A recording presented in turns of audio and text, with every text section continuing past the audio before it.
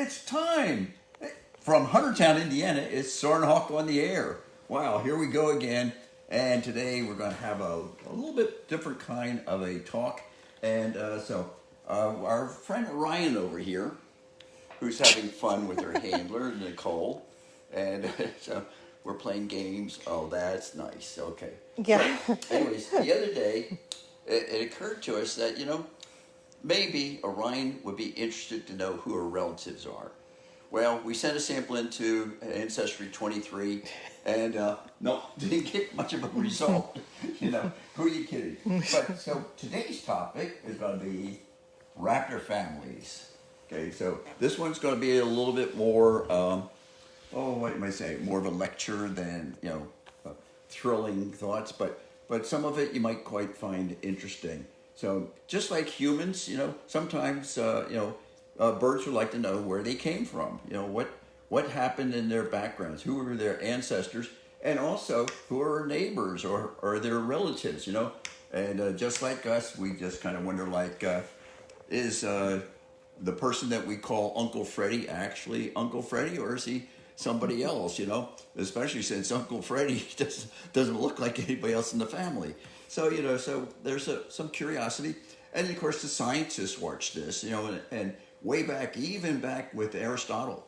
Aristotle started back in 300 BC, and he said, "Gee whiz, we ought to do something, and he started classifying birds, and he had a very short life list. He only had 125 birds on his list, but he did split them up. But the way he classified the birds was quite interesting.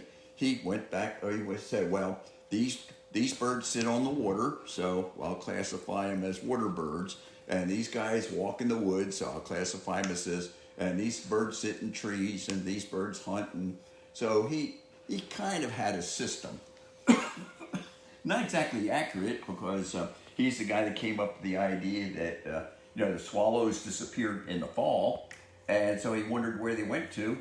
And apparently some fishermen had found some dead bodies in the water, so Aristotle theorized that the swallows actually went underwater and buried themselves in the mud and stayed there for the winter, just like the turtles and the frogs do. So he was a clever guy, but he didn't quite get it. So anyways, so we're gonna go back and we're gonna look at Orion's history, his ancestors. So you might want to join me over here, and we'll take a look at his ancestry. And we know that birds go back to the dinosaurs, and so here we are. We have old T-Rex up there. Thank God we don't have any of those around anymore. Could you imagine how many people would be getting in trouble? But anyways, there's a whole slew of all these guys, and they're all very similar. They all had these nice little short hands in the front with these nice little claws, which they used to grip birds or animals, whatever. Cavemen, well, I'm kidding about that. There were no cavemen. No cavemen were hurt in the production of this. So we had all these different dinosaurs, and as time went on, the dinosaurs started evolving, or changing or modifying. And so the scale started turning into things that looked like feathers. They were more arboreal, basically in the woods and on the ground. And slowly evolved all these things like Archaeopteryx and some of the other feathered dinosaurs. And finally we came up to a thing, what we call birds of today. So this is his ancestry. He said it goes all the way back to the dinosaurs, and sometimes he acts like it, right?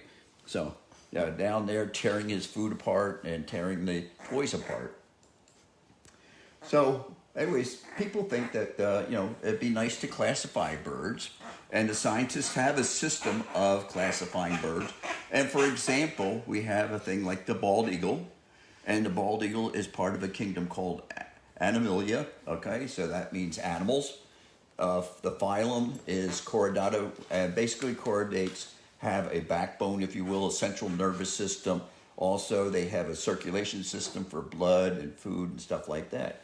And being a bird, the bald eagle is an aves, so it's a bird.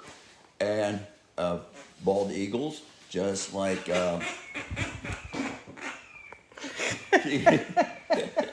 There goes, there goes Ginger.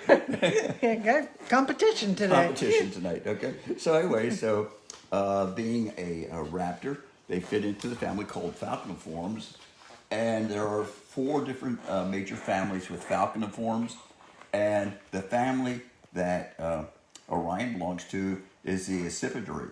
Okay, and that includes all the hawks, kites, eagles.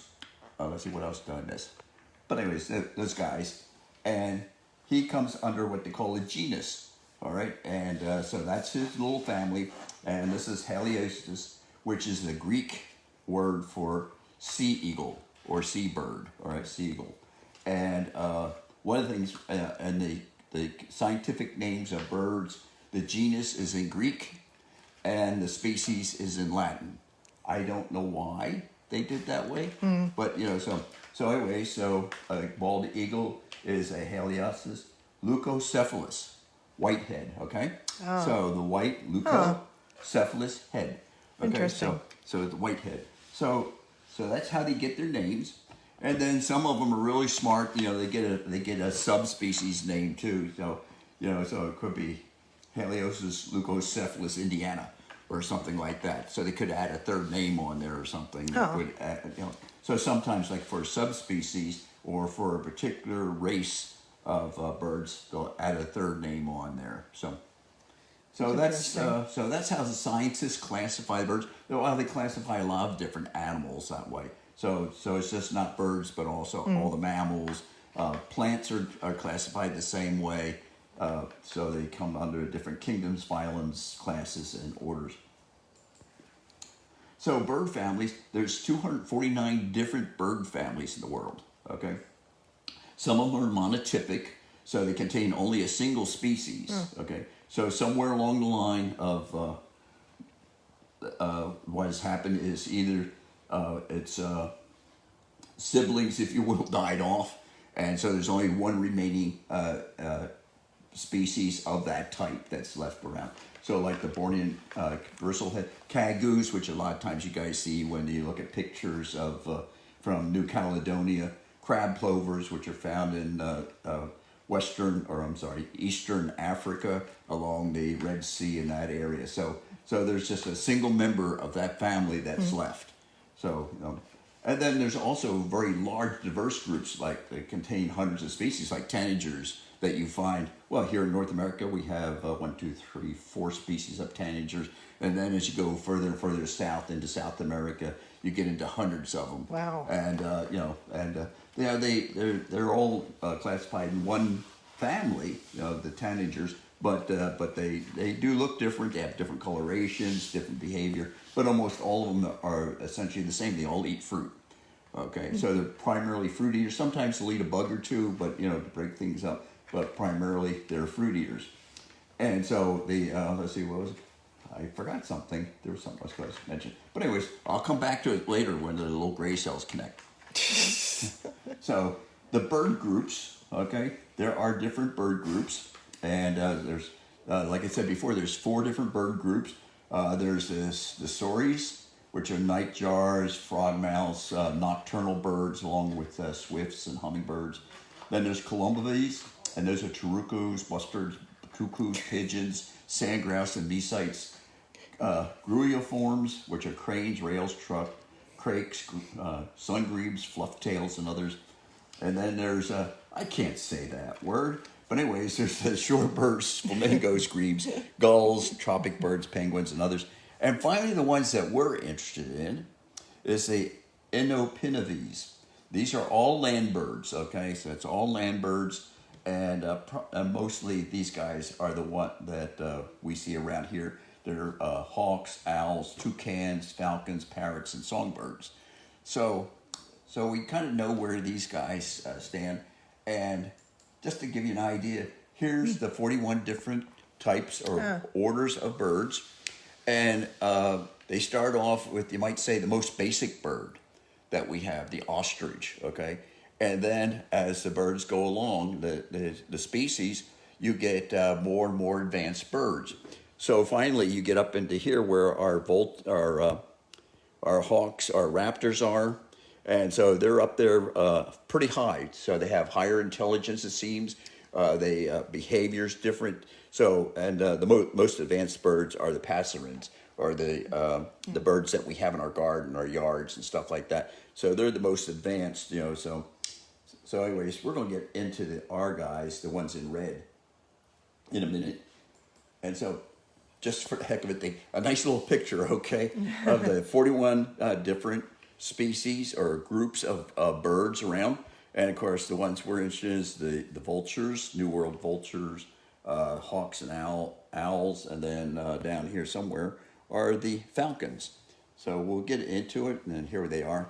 So I thought it was kind of interesting, like here's the New World vultures, and I'll get into that a little bit. But he's closely related to what?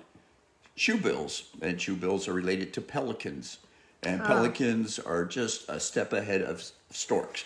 Sometimes we refer to turkey vultures and things like that as short-legged storks. So it's, you know, but so anyway, so they're pretty high up. They're followed again by the hawks, kites, eagles, and things.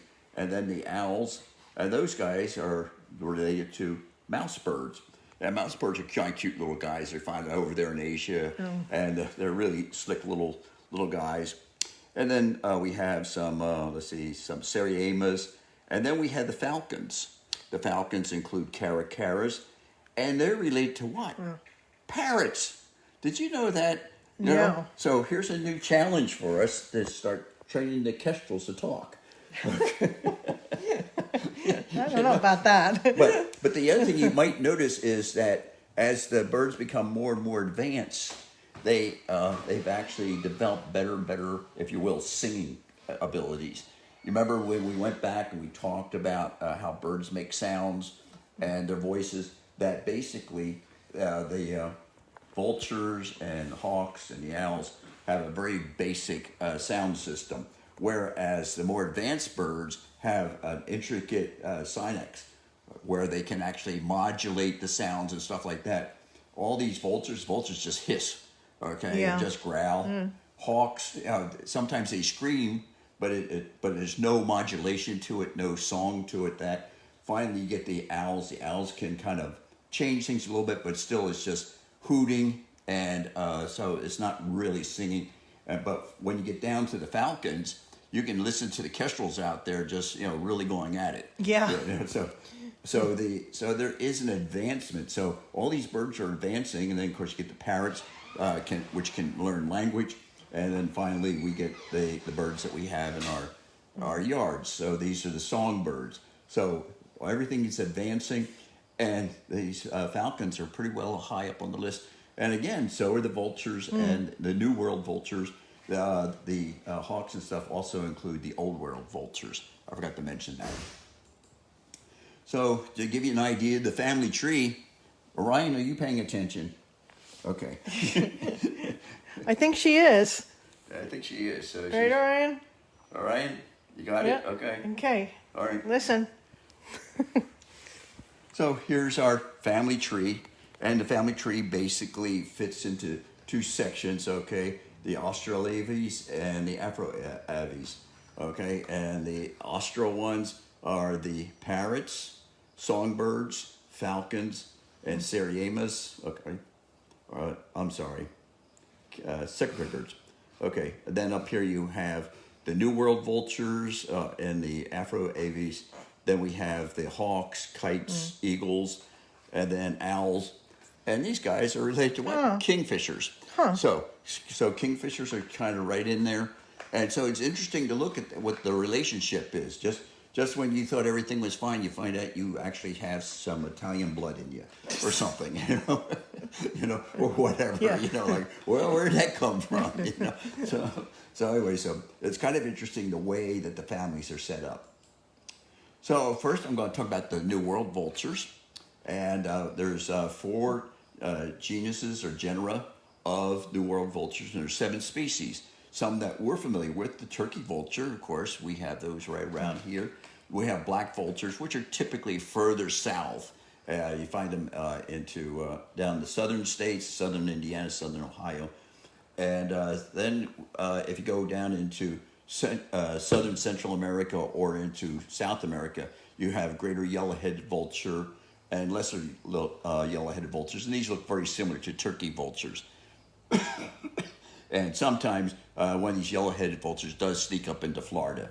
And so we don't know exactly how they got there. They probably went traveling with the wrong migratory group, or maybe somebody that was, somebody smuggled them in, or the other thing is that they may have just come in with some of the migrating people.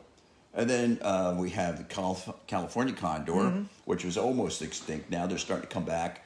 I was reading a story about 3 weeks ago where a woman went out to the porch on her house and found a flock of California condors perched there. Wow. And so she had about 10 condors.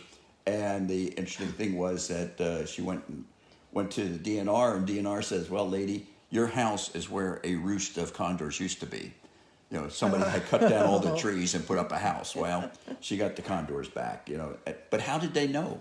Because essentially the condors had essentially been extirpated from the area, but yet somehow they instinctively knew, hey, that's where we live. Yeah. Then there's this huge Andean condors found down in the Andes, of course, of South America. They get up into Colombia, but basically Colombia, Peru, and Ecuador, down into Chile, and a little bit into Argentina. And these first one I saw in Peru, I thought it was an airplane. It was flying about maybe 100 feet off the ground, flying right towards us, and I thought, we're going to get hit by a plane. Wow. And no, it was kind of like huge. I mean, it's got about a 12-foot wingspan, so it makes our guys look like pikers, Yeah. But finally, the one I like really, the king vultures, they really have a nice sharp appearance with they nice do. black and white pattern. So those are the New World vultures, okay? And you saw that those are kind of slightly related to storks, okay? But but they differ from Old World vultures. New World vultures basically have naked heads. They don't have the. If you look at Old World vultures, a lot of them have feathers on their heads, that kind of thing. The behavior slightly different. Most of these are carrion eaters. The Old World vultures sometimes will pursue critters to go after them, that kind of thing. So there is a difference in the behavior as well as in the style of feeding. I don't know if that shows up or not. Well. So, anyways, the accipariforms. Okay. There are three families of accipariforms, and basically you had the acciparids. Those are eagles, hawks, kites, Old World vultures. There are 435 species of birds in that list. There's the osprey, okay? That's all, he's the only one, okay? So there's only one kind of osprey, and there's only one kind of secretary bird. So those two are monotypic. That's going to be on the test Monday. Monotypic, okay? Single species. So the accipitrid species, okay, consist of these different types of birds. Bosses and honey buzzards, those are primarily Asian, a little bit get over into Africa. Old World vultures, primarily those guys are all found along the Atlas Mountains, the Himalayas and that, and then they get down into South Africa, into the Atlas Mountains. Did I say Atlas already? Yeah. Oh, okay. What's the ones up in? Oh well, the Pyrenees. Okay, Pyrenees up in Spain, and across through Switzerland and across. Snake eagles, primarily found in Africa. Harpy eagles. We have one harpy eagle that lives in South America. One that lives in the Philippines. One that lives in the Philippines. Where's the other one? New Guinea, and I forget where the fourth one is. So anyways, but 4 types of harpy eagles. Booted eagles, okay? Booted eagles, just like that includes our all the sea eagles. So the African fish eagle, our eagles, like the bald eagle, golden eagles, stuff like that, okay? Harpagos, kites, those are found in Asia. Buteos, and that's one of the species that we have here in the States. So buteos, that's our red tail, broadwing, let's see, who else we got? Red-shouldered hawk. So that includes those guys. And then finally the accipiters. So those are the goshawks, sparrowhawks, and the Cooper's hawks, things like that. And those are found worldwide, everywhere except, of course, Antarctica. So they're found north and south. So the biggest number is the buteos here, 77 species, and they're found worldwide, and they range in all kinds of sizes. So you have some really big ones. The largest one we have here in the States is the ferruginous hawk. Okay, and so are you upstaging me? Yeah, I'm being upstaged. Gotta pay attention, okay. She got bored with her toys. Yeah. Okay. I think she saw Dick. I think, Dick went by, so I think she may have seen. So anyway, so that's the hawk family. Okay, so it's a pretty good sized family. Now, when it comes to owls, there's only 2 owl families. Okay, there's the Tytos or barn owls. There's 18 species of those. The one that we have here, Tyto alba or white Tyto. Okay, so again, I like how some of that works out. Yeah. But anyways, that's the one that we find here in the States, and also you find in Europe. Basically in Great Britain and into Europe, Western Europe. And then there's a whole bunch of other species that are called masked owls, or sometimes sooty owls. There's a number of these. They're found in Australasia through New Guinea into some get over. There's grass owls, but primarily most of those are all in the Asian area.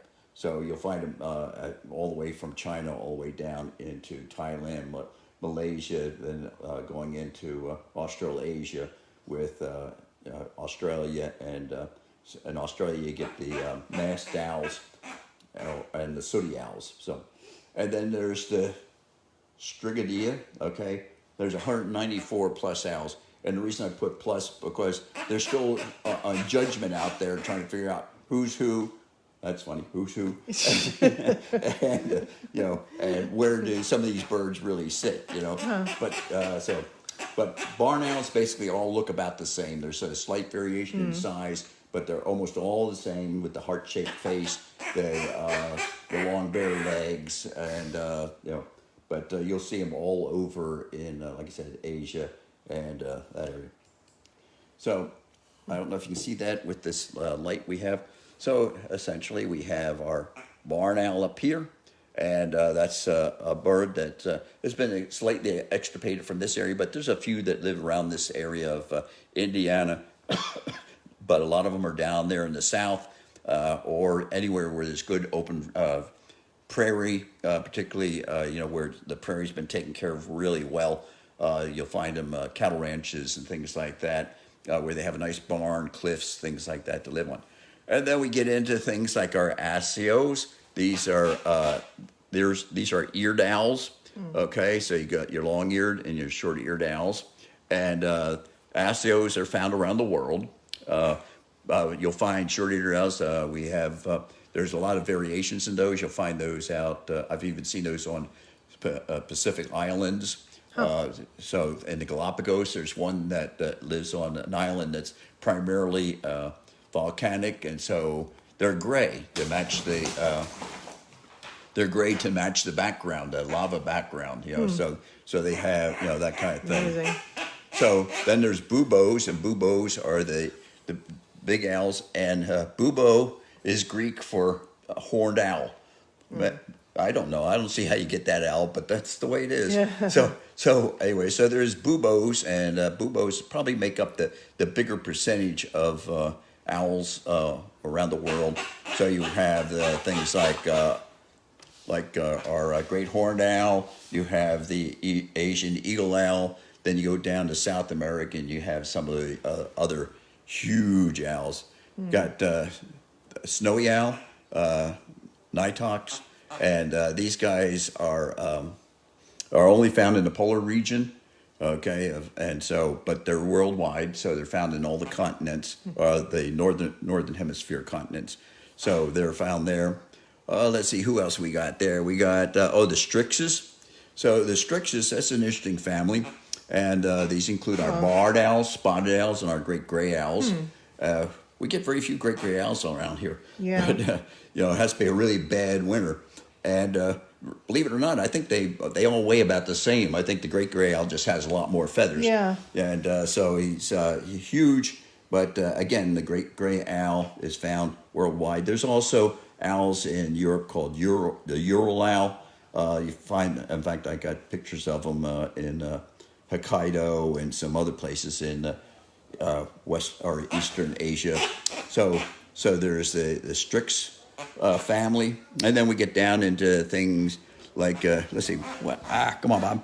Okay, Aegiopolis. Okay, boreal owls. We hardly ever see those guys here, but his friend, the northern saw-whet owl, we get those occasionally in the wintertime. So those but basically they're only found again in the polar region. So you worldwide all the way around. So there's that. Oh, let's see, the Athenas. Athena, basically, she was a Greek god of something. Anyways, wisdom, I guess it is. Athena, okay. And we do have an Athena here, but, but she's a great horned owl. But the Athena owls, for us, is the burrowing owl. But she's related to the little owl, which is found in Asia. So, or not Asia, Europe, okay? And so if you go to the Sorry. Uh-oh. Well, gee whiz, help. Now I have to back up. Okay. Yeah, sorry. Sorry, gang. Okay. My hand touched the, The controls, okay. yeah. I know this wants to work. I can't see this thing. There's too much light in here. Here we go. One more. Sure would want to play it. There we go. Okay. So the Athenas, right now, the Athenas that we have here in the States is primarily the burrowing owl, which can be found out west or down in Florida.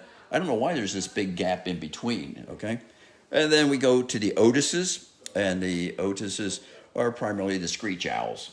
And so we have western screech owl, we have eastern screech owl. Let's see, who else do we got there? We got western. The flammulated owl. Oh, those guys, they're a challenge. Everybody wants to see one of those, but they're really tough birds because they live at about 7,000 feet in Rocky Mountains. Oh. And they're kind of an interesting bird to try to find. And they're not very big. They're about as big as our screech owls, maybe a little bit bigger. Kind of a really reddish color. So they're kind of a tough bird to find. And then let's see over here, we got the micro Athena. Okay, micro or the little elf owls. They're about the size of a sparrow. And then we get down here to the glossidiums, which are called pygmy owls. And pygmy owls, are found around the north. Actually, there's pygmy owls all the way down into Africa and into South America.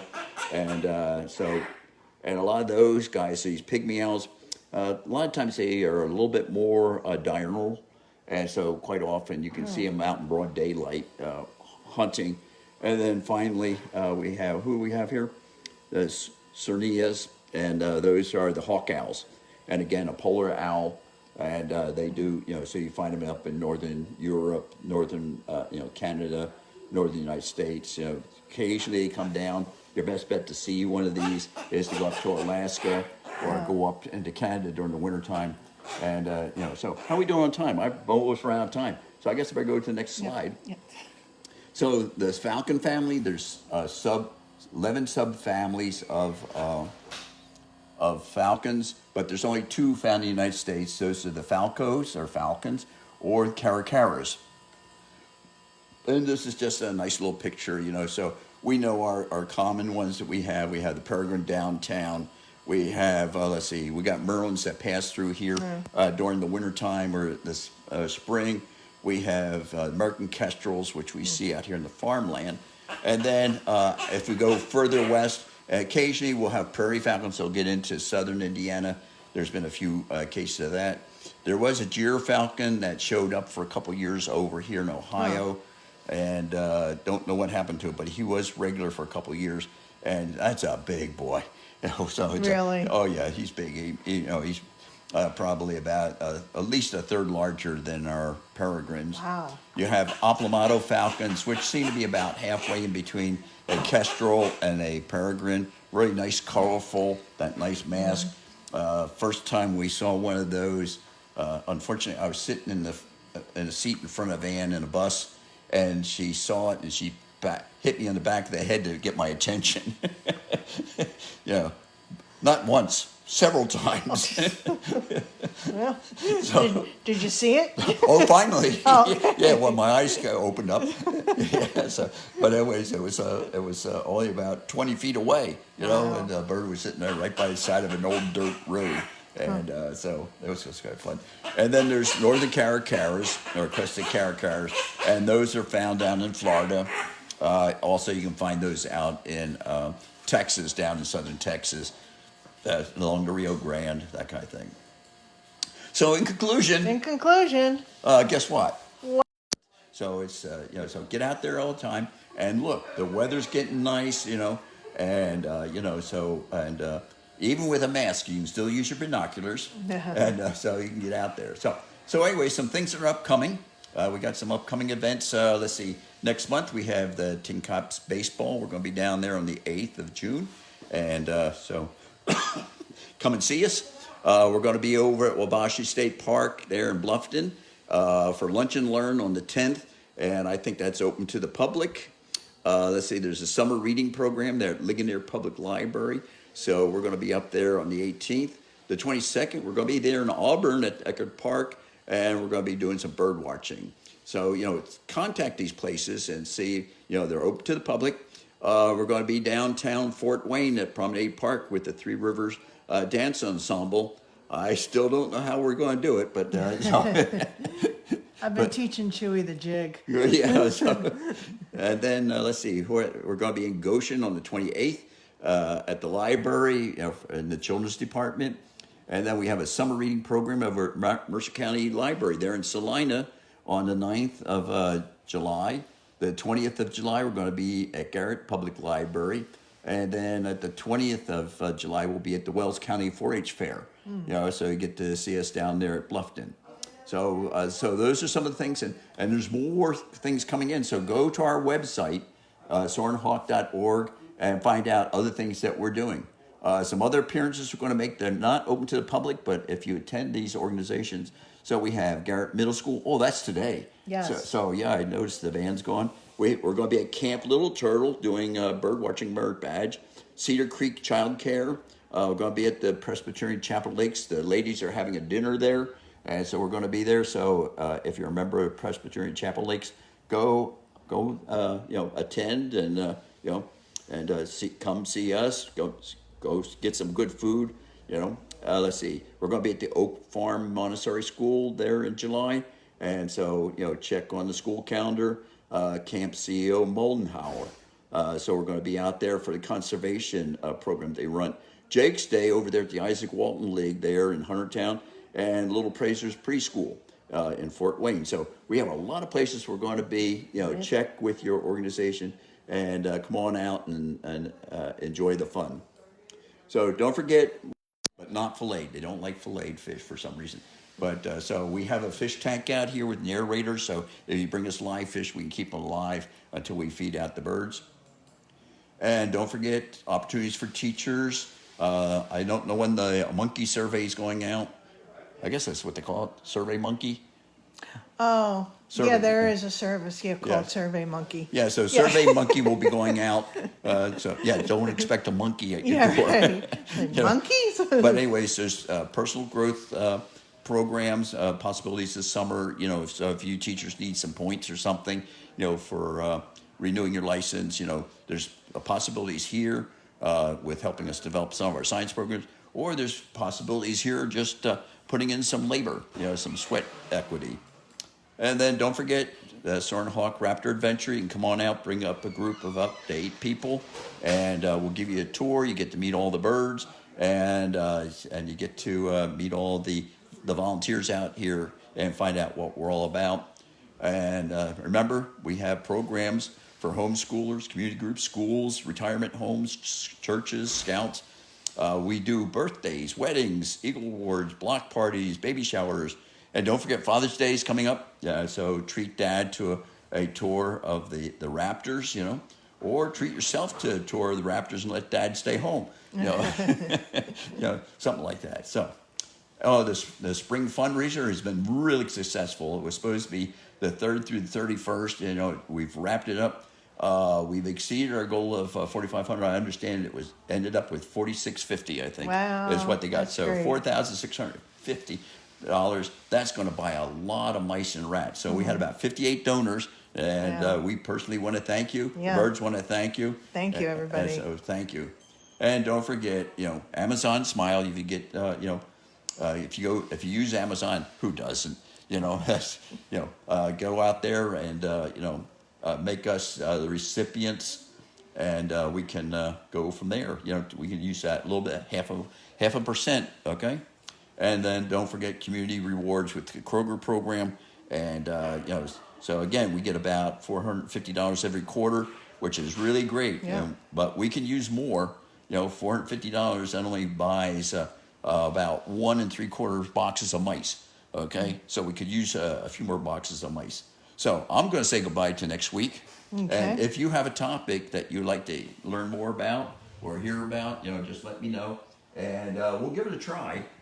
You know, it may get a little long-winded, but I think you'll find that there's a lot of stuff out there that we don't know anything about. I know every time I dig into these things, I learn more and more. You know, and so I was interested to find out there's 249 families of birds, because I only counted 235.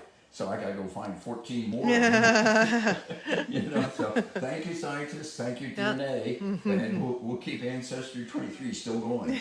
So until next week, bye. Okay, thanks everyone for tuning in. We'll see you next week. Bye-bye. Bye.